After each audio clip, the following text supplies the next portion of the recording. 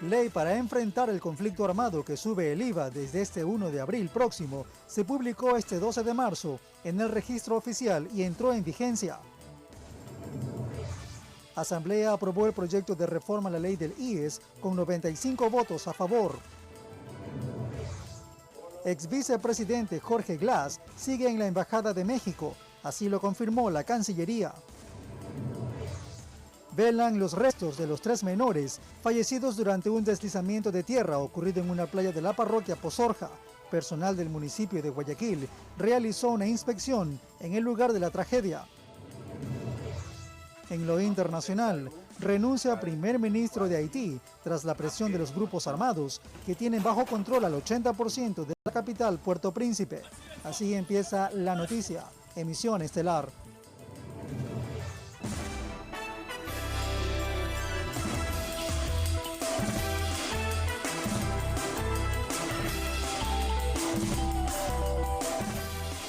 Martes 12 de marzo, queridos amigos, buenas noches y bienvenidos a este informativo. Aquí empezamos. Una niña de 9 años es la nueva víctima colateral de un ataque armado que se registró en el sector Cristo del Consuelo, al sur de Guayaquil. En la balacera, los padres de la menor resultaron heridos. Fue una tragedia familiar. Una menor de 9 años, junto a sus padres, acudieron a una tienda de su barrio en las calles Alfredo Valenzuela y Oriente, sector de Cristo del Consuelo, a realizar unas compras, cuando 2 sujetos a bordo de una motocicleta cambiaron el rumbo de sus vidas y abrieron fuego para atacar a 2 sujetos que estaban cerca de la familia. Pero los proyectiles impactaron a estas personas ajenas a los problemas de las bandas y la pequeña falleció, mientras que sus padres se encuentran asilados en un hospital. ¿Qué ha escuchado? La balacera. Luego llegaba una balacera. ¿Cuántos disparos más o menos? 8 tiros le pegaron a la niña. Según lo que la evaluación que dio el médico ayer en la noche, todas las personas se encontraban estables. Únicamente la que llevó la peor parte fue la menor. Los objetivos de los criminales son hermanos. La policía confirmó que registran al menos 4 antecedentes penales, cada uno. Por robo, por sustancias sujetas a fiscalización son los procesos abiertos. Todo apunta a que fue una retaliación entre organizaciones terroristas que una vez más cobra la vida de inocentes. Se está reforzando el patrullaje. Lamentablemente las personas que tienen problemas con la ley o tienen problemas entre otras personas que actúan al margen, a la primera de bastos se identifican, se logran ubicar y se suscitan los ataques entre ellos. Informó Adriana Peralta. En menos de una hora, 3 personas fueron asesinadas por sicarios en los cantones de Jaramijó y Montecristi, en la provincia de Manabí. Uno de los ataques se registró en la parte externa de un centro de rehabilitación. En menos de 30 segundos, 2 sicarios con fusil en mano acribillaron a 2 personas, un taxista y un abogado que estaban en la parte externa de un centro de rehabilitación en Montecristi, provincia de Manabí. No ha sido el atentado contra los internos, el atentado ha sido contra un abogado y contra unas personas que andaban buscando un desaparecido. El abogado llegó con su familia, parece que lo venían a dejar porque él me había pedido una posada porque él trabaja en Quito. A la escena del doble crimen arribó personal de criminalística de INASEC y Fiscalía para realizar el levantamiento de los cadáveres y de los indicios que dejaron los sicarios. El deceso de 2 ciudadanos de nombres García Navia y de Vázquez Parrales Robert. Esto se dio en Montecristi. En las ventanas y paredes del lugar quedaron los vestigios del violento ataque que también dejó a una persona herida. Dispararon arriba pensando que había guardia arriba. Se dañaron muchas ocasiones porque vinieron con fusiles. Unos minutos antes, casi de forma simultánea en Jaramijó, sicarios asesinaban a un pescador de 44 años de edad que estaba en un parque de la zona. Los nombres eran Lenín, Emilio, Solórzano, Ostaiza. Esto se dio en Jaramijó, exactamente en Jaramisol, a los lados de un complejo turístico. Esto mientras este martes un carro que habría sido utilizado en el doble crimen fue quemado y abandonado en el sector de los artesanos de Montecristi. Y viendo bien, pues los carros pasan 4 veces, no 3 veces, parece, porque estaba uno de los señores sentado en una silla allá afuera, parece que esperaron que él se fuera, porque él duerme en el área de allá. Las autoridades investigan si las 3 muertes violentas están relacionadas. Con cámaras de Eduardo García desde la provincia de Manabí, informó Wendy Delgado.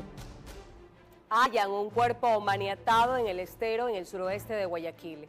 Agentes de la policía investigan su identidad y si tenía antecedentes e informaron que el sector está identificado como un punto de venta y consumo de sustancias estupefacientes.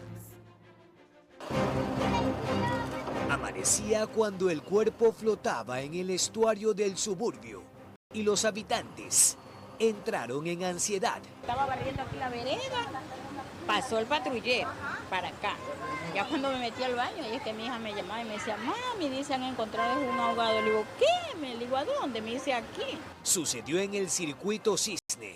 Elementos del distrito Portete informaron detalles del cadáver para su identificación y otros asuntos. Me parece que estuvo amaniatado, tiene algunos días según la rigidez cadavérica, unos 2 o 3 días, a lo mejor con la marea, el cuerpo fue arrastrado a este sector. Este territorio es complejo en cuanto al consumo y expendio de sustancias sujetas a fiscalización. Ubicar alguna referencia que nos permita verificar si es que tiene algunos antecedentes relacionados.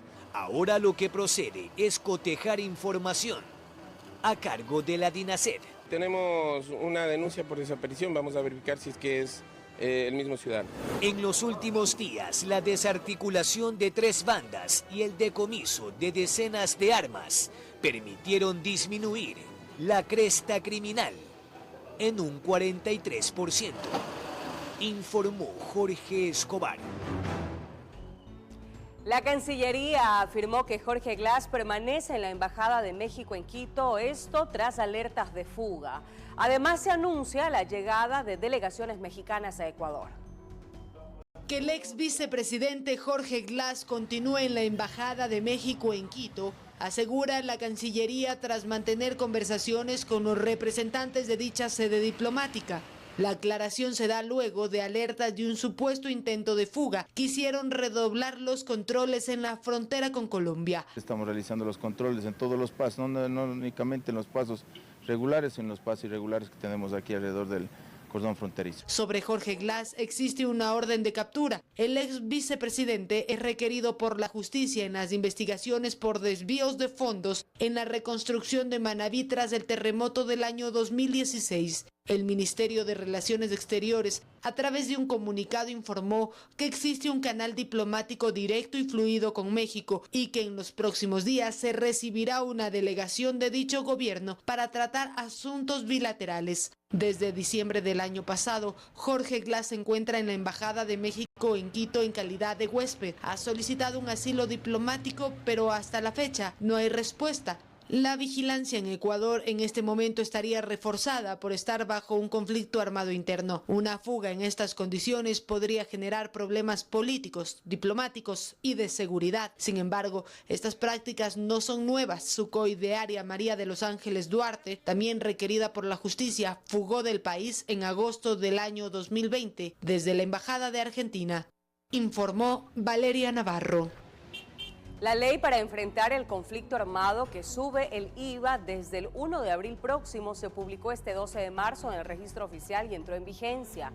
La reforma legal incluye otras medidas de recaudación como el incremento de hasta el 5% al impuesto a la salida de divisas.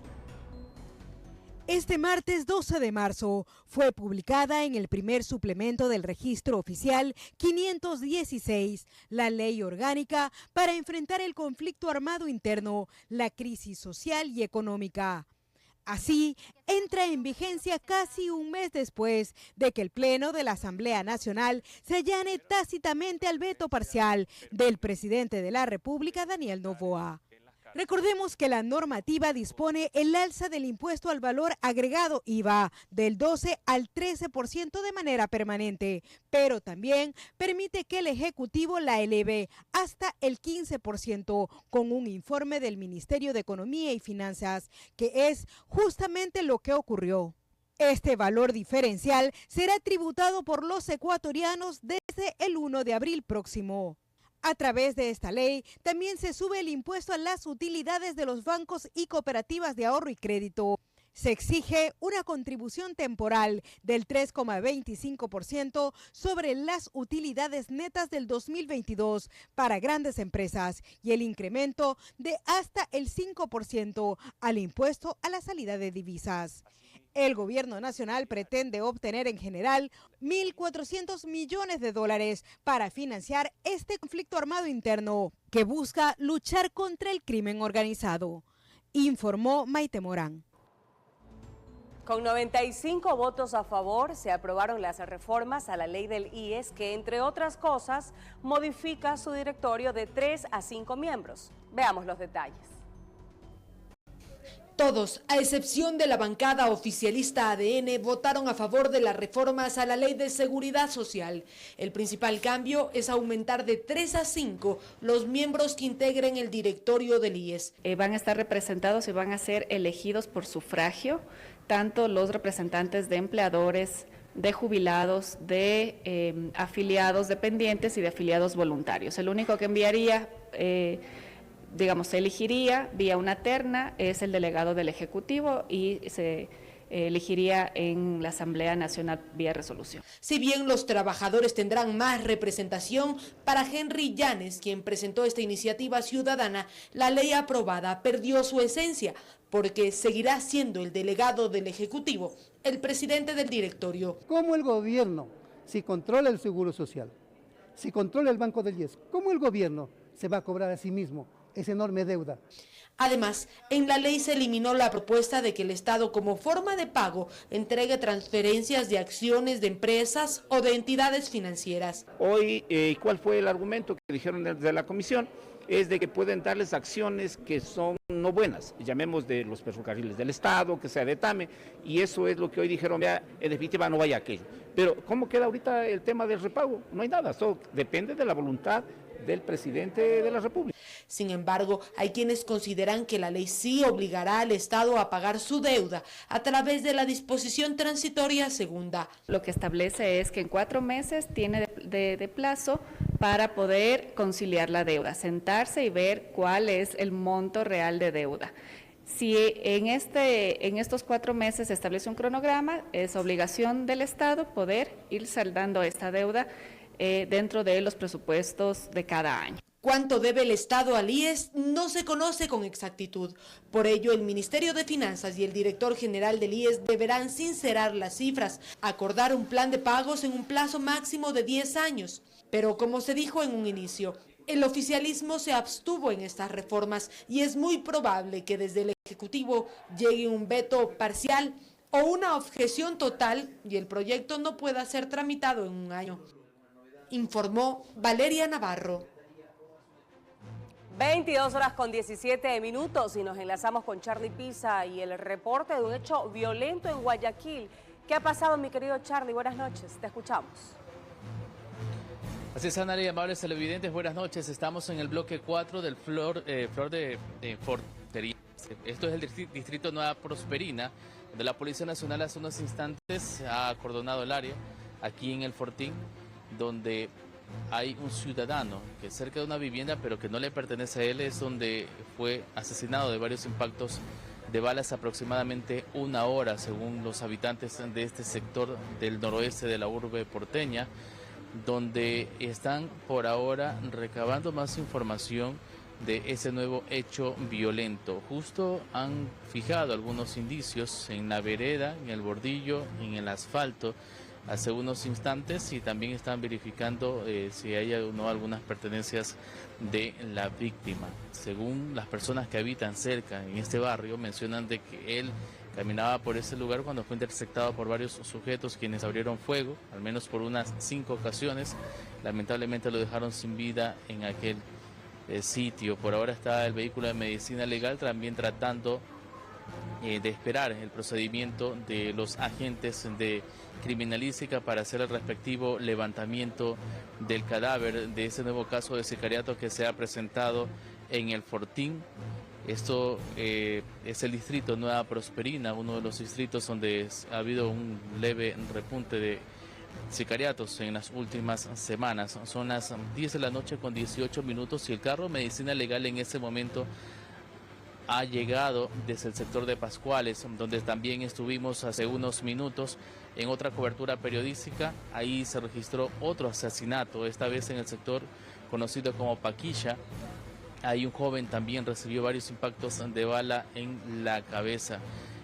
Fue un procedimiento que se realizó de forma rápida porque los agentes policiales que se dedican a hacer este trabajo forense también tenían aquí ya lista la ubicación para acercarse hacia este lugar. Estamos hablando de 2 nuevos asesinatos en las últimas horas en el norte de Guayaquil, uno en Pascuales y otro aquí en El Fortín, donde están por realizar el levantamiento del cuerpo del ciudadano que fue baleado aquí junto a una vivienda. Adelante, Anneli, buenas noches. Crítica situación. Agradecemos a Charlie Pisa por este informe. Amigos, es momento de un corte comercial, pero permanezcan en nuestra sintonía porque al retornar velan los restos de los 3 menores fallecidos durante un colapso de tierra ocurrido en una playa de la parroquia Pozorca. Volvemos enseguida.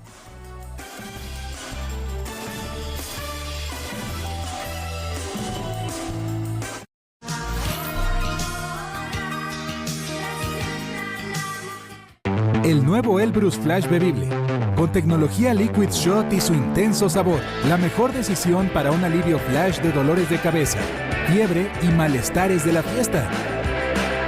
Elbrus Flash, primer paracetamol bebible. Alivio flash al dolor y a la fiebre. Compruébalo. Mañana, el Atlético de Madrid buscará la revancha ante el imbatible Inter de Milán y así tener sus posibilidades vivas en los octavos de final. A las 14:45 por RTS. Este encuentro es presentado por Enjoy Responsibly y Lay's, patrocinadores oficiales de la UEFA Champions League. Ofertón Ambacar. Increíbles beneficios todo marzo. 500 autos en liquidación. Descubre ofertas de oportunidad. Camionetas desde 16,900. SUV desde 14,500. No te pierdas el ofertón. Solo en Ambacar. Los que venimos de la mitad del mundo nos damos la mano para llegar más lejos. Porque lo nuestro no es ir para atrás como cangrejos. A esos nos los comemos con una bien fría. Lo nuestro es llegar a lo más alto de Inglaterra y levantarnos cuando nos sentimos en el suelo. Por eso en nuestro escudo hay un cóndor. Así que nadie se suelte, porque lo nuestro es para arriba. Pilsener. Deja de mirar el pasado y recupera tu pelo con Minoxidil Forte MK. Úsalo 2 veces al día de 6 a 10 sprays diarios. Su fórmula científicamente comprobada detiene la caída y aumenta el flujo de nutrientes, haciendo crecer nuevo pelo, fuerte y abundante. Minoxidil Forte MK, solución para la calvicie causada por factores hormonales o genéticos. MK. Sapolio presenta La Casa Protegida. ¡No entran en esa casa! ¡Dice protegida a toda hora por insecticida Sapolio! ¿Qué nos puede hacer Sapolio? ¡Ay! ¡Oh, no! Protege a tu familia con el poder de Insecticida Sapolio, que mata los insectos al instante. Insecticida Sapolio, poder inmediato que no cuesta más. Alicorp. Para problemas de alopecia, yo recomiendo Megacystin Forte. Su fórmula científicamente respaldada contiene minoxidil al 5% más aceite de ungurahua y está diseñada para fortalecer los folículos pilosos e hidratar el cuero cabelludo. Úsalo también para el crecimiento de la barba. Descubre la solución para cada necesidad de tu cabello. Megacystin Shampoo. ¿Megacystin comprimidos? Megacystin Forte. Megacystin. Salud y belleza recomendada por profesionales. Seguimos buscando las historias que nacen en el corazón. El drama, el dolor, la angustia, la desesperación. Estas son las historias que cuentan los baños del Ecuador. ¿Qué le pasa a mi pana? Me duele, me arde, me quema al orinar. Esto ya no lo aguanto más. Le tengo la solución. Mire usted. Y de lejos.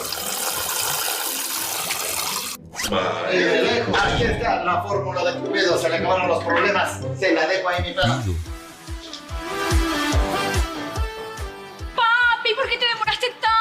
Le estaba salvando a un sufridor con la fórmula de Cupido.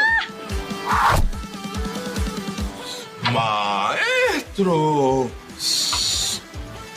Fórmula Cupido. Prosta Cupido a tan solo $11.99. Con fórmula Cupido, próstata sana. Y yo gozo en la cama. Cómpralo en todos los centros naturistas del país. Pida la original cápsula marcada con American Natural.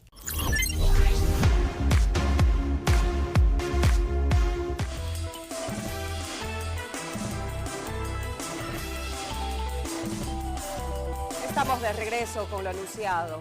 En un recinto de Vía a la Costa en Guayaquil velan los restos de los 3 menores fallecidos durante un deslizamiento de tierra ocurrido en una playa de la parroquia Pozorja en Guayas. Personal del municipio realizó una inspección en el lugar de la tragedia.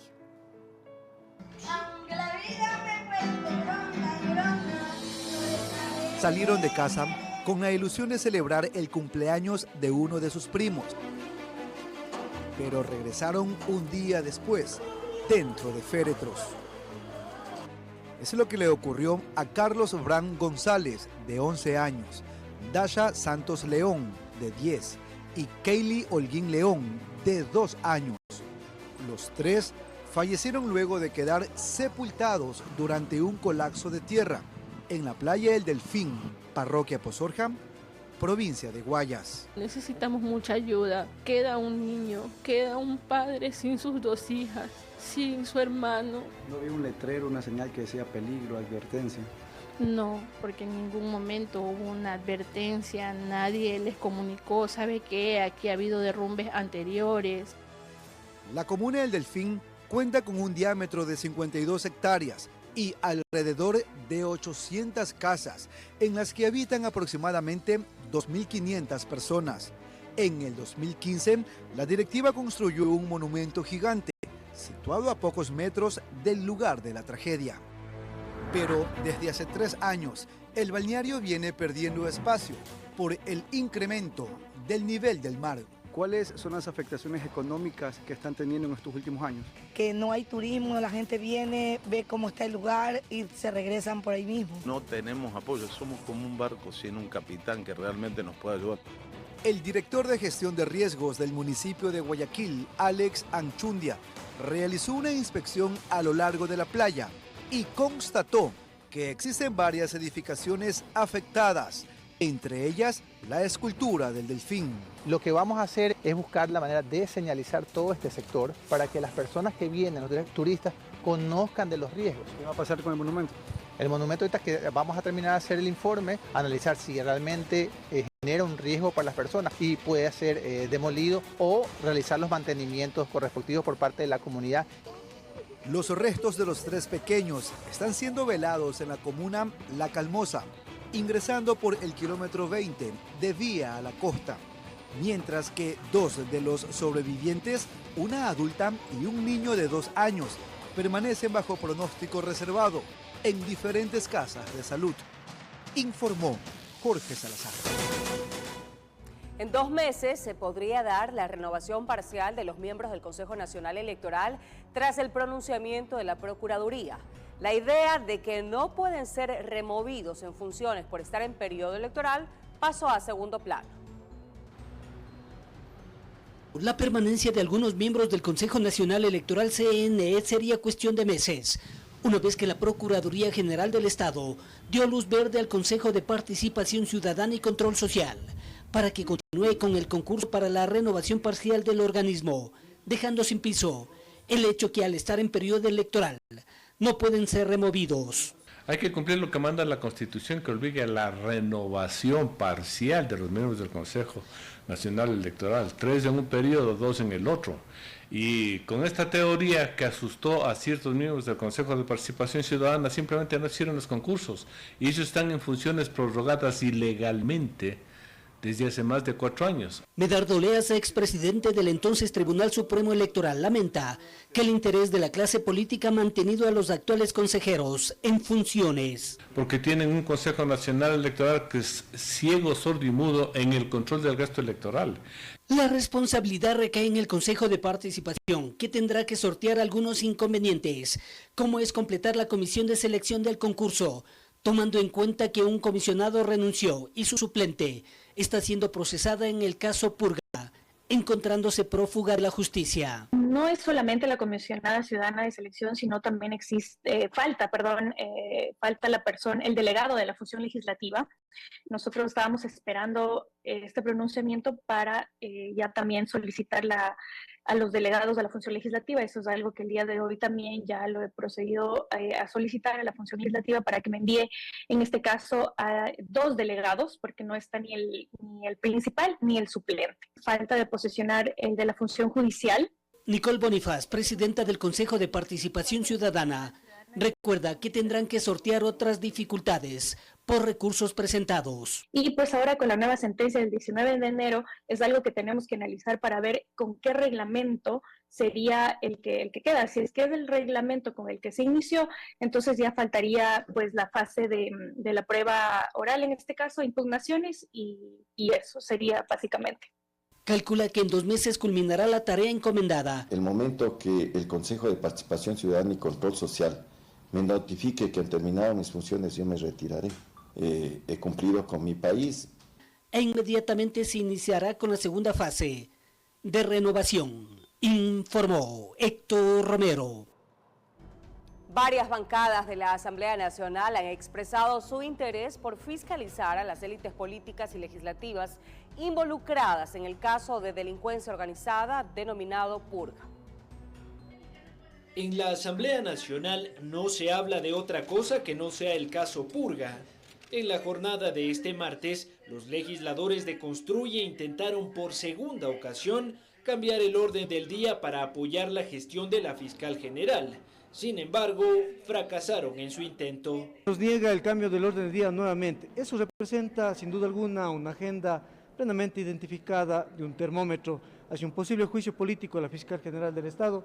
La bancada de Construye responsabilizó a la presidenta encargada de la Asamblea, Viviana Veloz, de bloquear sus aspiraciones. Recuerden, el día jueves, de la misma manera, actuaron de una manera no objetiva, para que de un momento a otro, en menos de 1 minuto, se cierren las votaciones y muchos compañeros asambleístas se quedaron sin votar. Los asambleístas correístas no prestaron atención a estas acusaciones e indicaron que a través de la Comisión de Fiscalización investigarán a los involucrados en este caso de delincuencia organizada.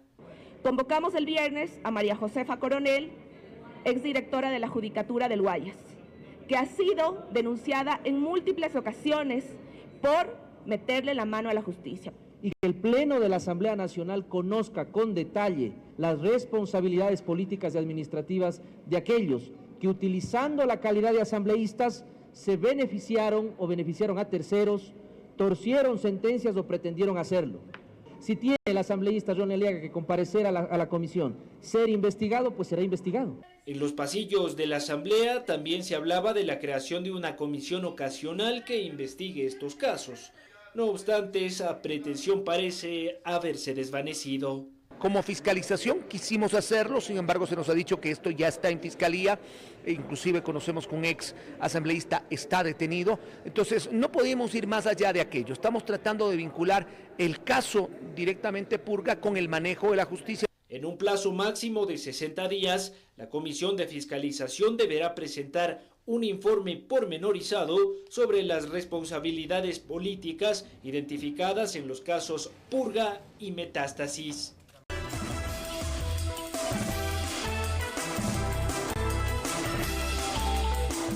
Cabecillas de organizaciones criminales han levantado en Esmeraldas construcciones en puntos estratégicos desde donde daban órdenes para cometer sicariatos o extorsiones. Veamos.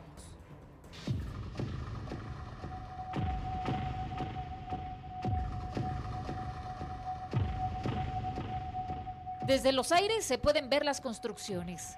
Es la Guacharaca, uno de los barrios más pobres de Esmeraldas y considerado el más peligroso. Una verdadera fortaleza se levantó a un costado.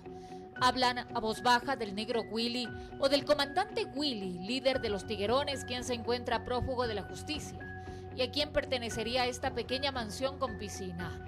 Para su construcción expropió a los dueños del terreno y contrató mano de obra para la cancha y las escalinatas.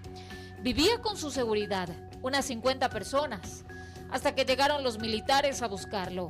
No lograron sacar la droga, ni los muebles, tampoco los electrodomésticos. Se les olvidó una televisión de 75 pulgadas. Aquí daban diferentes órdenes para que hagan secuestros, hagan muertes y hagan extorsiones y todo lo que tiene que ver con sicariato en el sector de Esmeraldas. Los moradores se han acostumbrado a vivir con la presencia de los militares. Entran a las casas en búsqueda de droga o dinero mal habido. Nuestra presencia es incómoda. Tratamos de conversar, pero es mejor guardar silencio. ¿Podemos conversar? No me quiero meter en problemas con nadie. No. ¿Por qué? ¿Meterse en problemas por qué? O sea, no. Nos miran desde las terrazas. Llama la atención que haya viviendas de lujo en un sector donde ni siquiera tienen agua potable. Hay quienes se arriesgan a hablar. Y es que les duele lo que está sucediendo. Me cuenta, me mataron mi sobrino. ¿Ah? Me mataron mi hermano. No hice nada. ¿Por qué? Por la mafia. ¿La mafia de qué? Mi mamá, la de los NN. ¿Qué mafia es esa?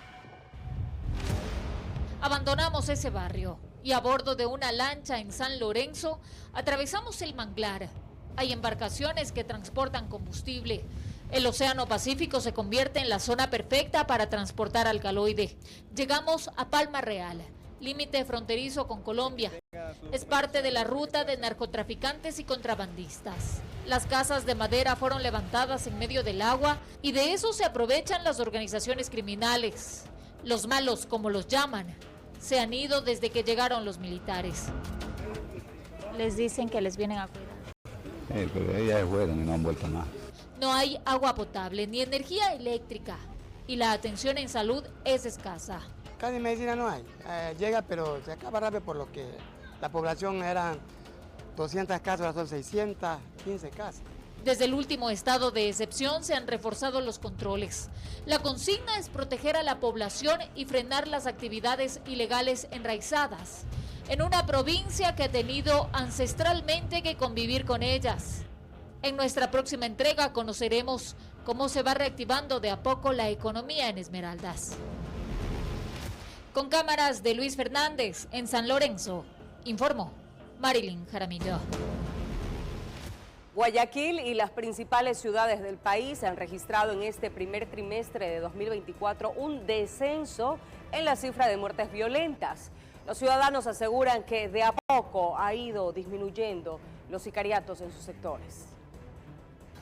Fueron dos decisiones que el presidente Daniel Noboa adoptó para contener la ola de violencia que vivía el país a inicio de 2024. El 2023 hubo un repunte de casos de asesinatos. Oh, si fue una balacera, loco. Una balacera, ¿sí o no? Pero con la declaratoria de estado de excepción y también con la guerra interna contra grupos terroristas, logró que los militares y la Policía Nacional apliquen mano dura en las calles y cárceles. Fueron los primeros 100 días del régimen y los resultados en esa materia ya se observan en el gobierno. Y de eso le consultamos a Renato Rivera, director del Observatorio Ecuatoriano de Crimen Organizado. Esto ha sido, creo que, la estrategia más visible dentro de lo que ha realizado el gobierno en estos 100 días. Entonces, lo que se puede quedar en estos 100 días es la declaratoria del conflicto armado, que sin duda la contención, o al menos cómo había rebasado las capacidades de respuesta de la policía, eran necesarias. Pero veamos como ejemplo lo que está pasando en cuanto a crímenes en Guayaquil, según información publicada por Segura EP, entidad que coteja datos con la Policía Nacional. Revela cómo ha bajado el número de sicariatos hasta el mes de marzo del presente año, dejando así hasta el corte de los primeros 10 días de 2023, 365 homicidios, y hasta la misma fecha de 2024, esto disminuyó a 241. Evaluar si es que realmente mantener a las Fuerzas Armadas en territorios priorizados es un ejercicio que va a dar resultados en el mediano plazo.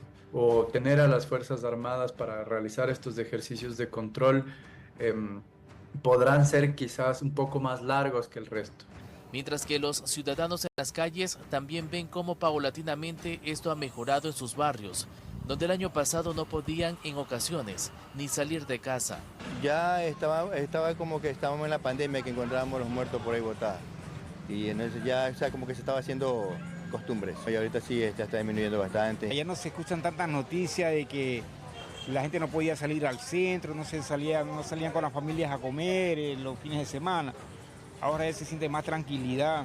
Con eso ven que la situación que se vive ahora es más tranquila que el año anterior, donde muchos fueron testigos de asesinatos a toda hora del día, informó Charlie Pisa.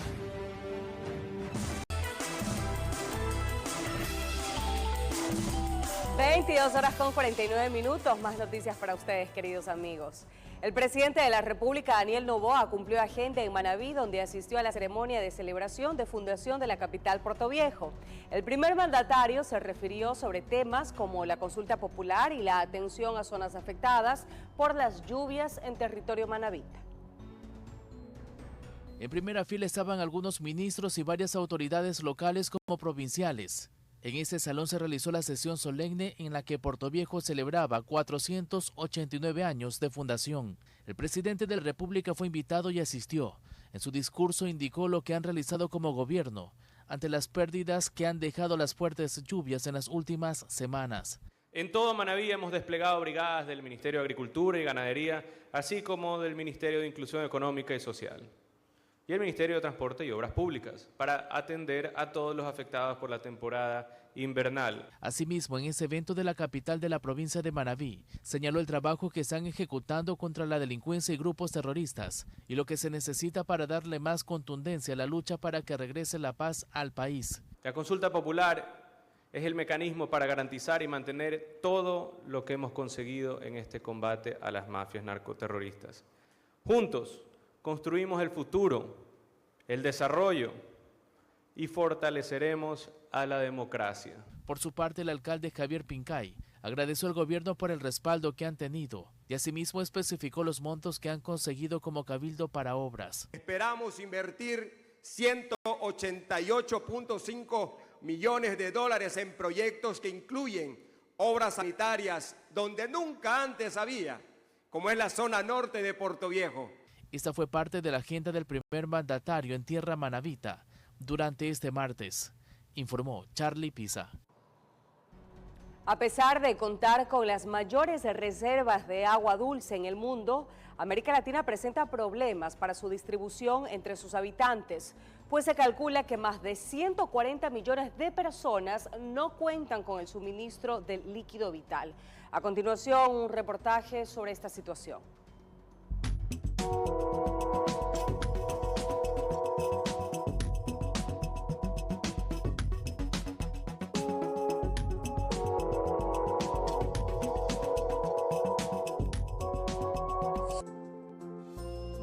La falta de agua es ya común en muchas comunidades y no es cierto que sea un recurso inagotable. El cambio climático, la contaminación y el crecimiento de la población presionan la disponibilidad de este líquido. Desde 1993, cada 22 de marzo se conmemora el Día Mundial del Agua, con el fin de tomar medidas ante lo que ya se considera una crisis mundial. Para el 2024, el lema de la ONU en este día será Agua para la Paz, ya que la situación es tan crítica que se espera que incluso este líquido pueda ser crucial hasta para desencadenar conflictos. Es importante detenerse y ver qué acciones son necesarias para que en medio de la escasez que tiene el planeta de este recurso pueda haber suministro para todos en equidad, tanto en cantidad como en calidad. América Latina es la región con mayores reservas de agua dulce del mundo, pero también una de las más afectadas por la falta de agua. Al menos 150 millones de personas en la región no disponen de agua potable. En Costa Rica, a pesar de que cerca del 90% de la población accede a agua de buena calidad, unas 6.000 personas en pobreza extrema no lo hacen. Y muchas comunidades ya se acostumbraron a pasar días sin contar con este líquido. El proyecto Aguatica unió a empresas privadas e instituciones públicas con el fin de generar acciones para proteger este recurso hídrico. Nosotros buscamos asegurar el recurso hídrico en calidad y cantidad, esto es nuestro objetivo y lo hacemos utilizando soluciones basadas en la naturaleza, que van desde la protección del bosque, reforestación, regeneración natural, regeneración asistida, buenas prácticas agrícolas, buenas prácticas pecuarias, educación ambiental y sistemas agroforestales. Pero la falta de agua también afecta a la productividad y hasta los precios de las energías. La baja en el volumen de las represas provoca aumentos en las tarifas eléctricas. Reforestar bosques, no contaminar con químicos los ríos, ni llenarlos de basura y usar solo el agua necesaria es lo mínimo que podemos hacer para preservar esta valiosa fuente de vida.